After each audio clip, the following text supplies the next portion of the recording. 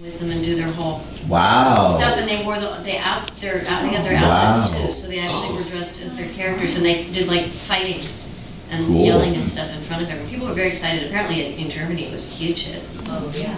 Oh, they're huge in Germany. I mean, those two.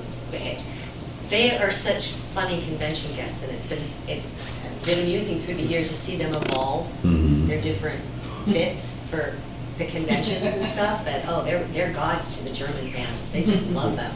Robert has triplets. That's what I don't understand. Because also they're boys. And That's his curse. well, he was the nutcase when he was a boy. He used to tell me stories. And now he got it back in triples. Yeah, but see, I'm friends with his wife Judy, and I feel sorry for her because they have them in their 40s, and they're 8 now. The boys are, and they're in their mid 50s with three 8-year-old boys with Robert's disposition. So, yes, they did get their comeuppance. What else do you want to know about John? I have a question. Actually. Yes. Because as a Danubian, I have this thing about the alien races. So A good thing or a bad thing? no, they're my favorite part of Star Trek. Okay. Is that since he was the first person to portray a Danubian. Yeah, and apparently the only. Oh no, there was. But with some of the other actors that have that gotten to be the first regular person to portray a kind of alien, they've gotten to kind of put a little bit of their own ideas into making up a backstory and kind of some cultural things and stuff to go along with their alien. Did John get a chance to do that? Did he get to say like, "Oh, I think it'd be cool if the Danubulans had this trait," or they do this culturally, or whatever? Did he get to have that same kind of input?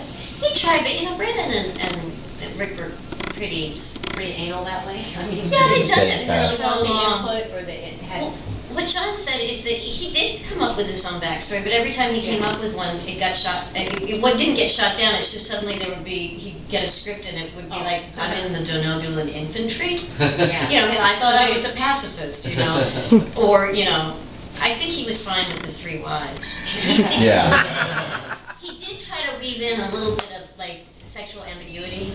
I think there was one episode where if you listen to how he kind of twisted a line, it's like, you're not sure if the guys didn't go with the guys as well. Like they're just one big happy family. And I was pretty amused by that. But you know, he really wanted to have a doctor.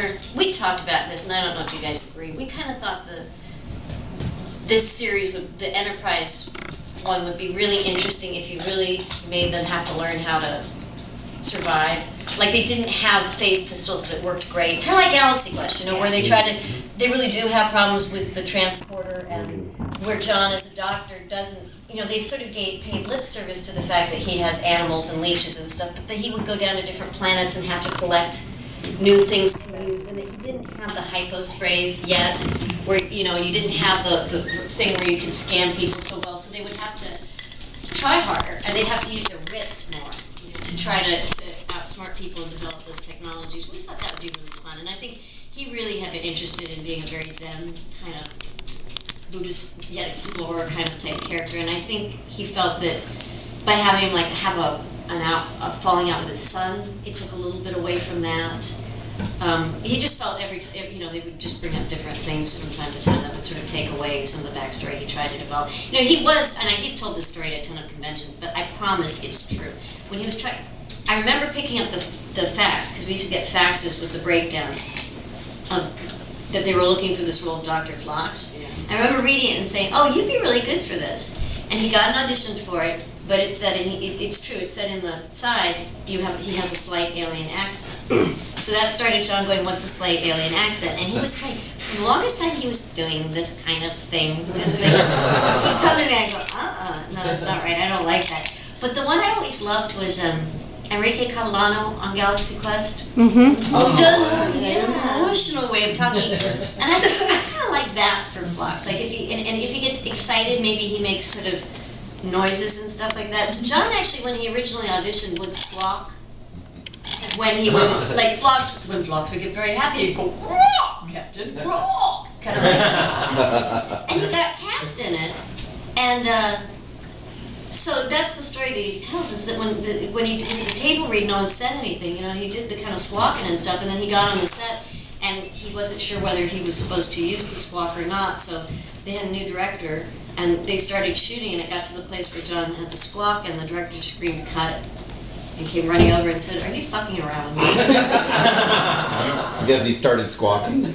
Yeah, and John just realized that the squawking was out, so he let that go away from his portrayal of Phlox. But I really liked what he developed.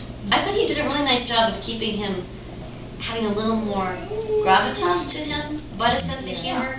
Yeah. So it wasn't kind of like a It didn't get too serious. He's not too dry like Spock. Spock has a sense of humor, but it's very odd, while Phlox definitely has a sense of humor, but you really have to be very aware to catch and understand his sense of humor. But he has one. And I really like Ethan Phillips a lot, but I felt he got and I think John kind of got stuck a little bit.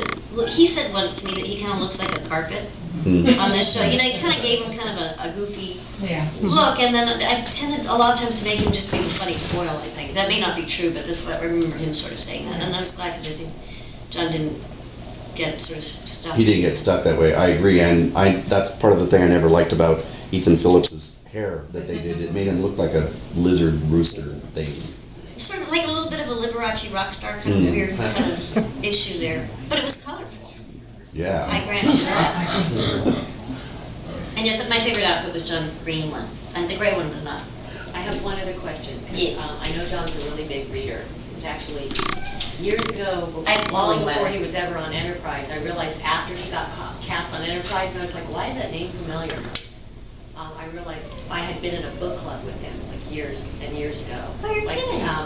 But didn't realize he was an actor until I saw him on Enterprise, and I made the connection, like, wait a minute, what would that person look like without makeup? And made the connection, but anyway. What was the book club? I don't even remember what it was called now, but this was a long time ago, like 12, 10, I don't know.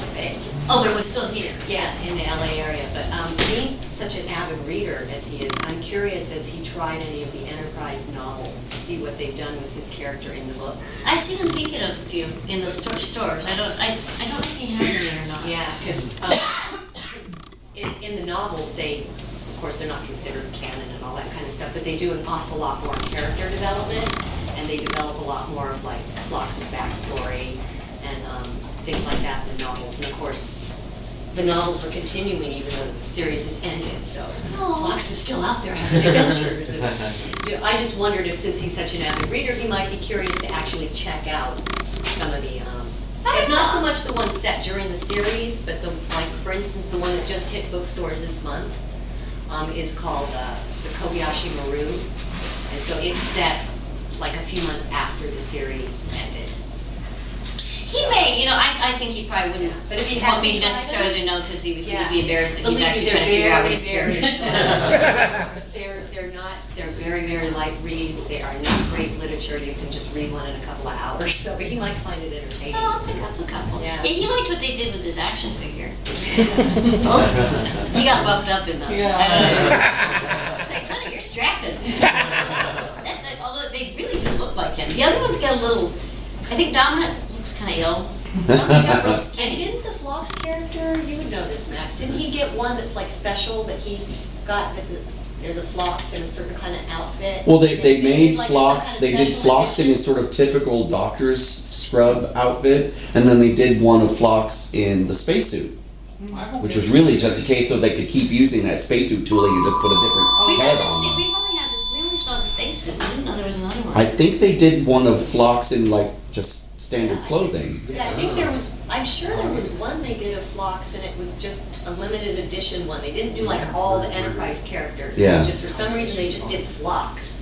And it was to package it with something else. I don't It was remember like that one. bonus. But you know what? You buy this, and I then have, you get a special edition. I'm part of a big online group of collectors who just collect the Star Trek toys called Play Trek, and I'll ask them and see if the collective might know what you're speaking of, because I don't think I've ever seen one of those. But along that same line with costumes and everything, I was curious, how What is come? that? How That's come? our member from Phoenix phoning in so he can participate in the meeting. Hi, Phoenix. Hey, Jonathan. I always wondered though. Hey, Jonathan. Okay. Jonathan. He's supposed to be part of the crew, but why isn't he wearing a uniform like everyone else? I But mean, he's not Starfleet. Starfleet. He's a so he probably civilian doesn't have doctor. to. Like DePaul. DePaul is in Starfleet.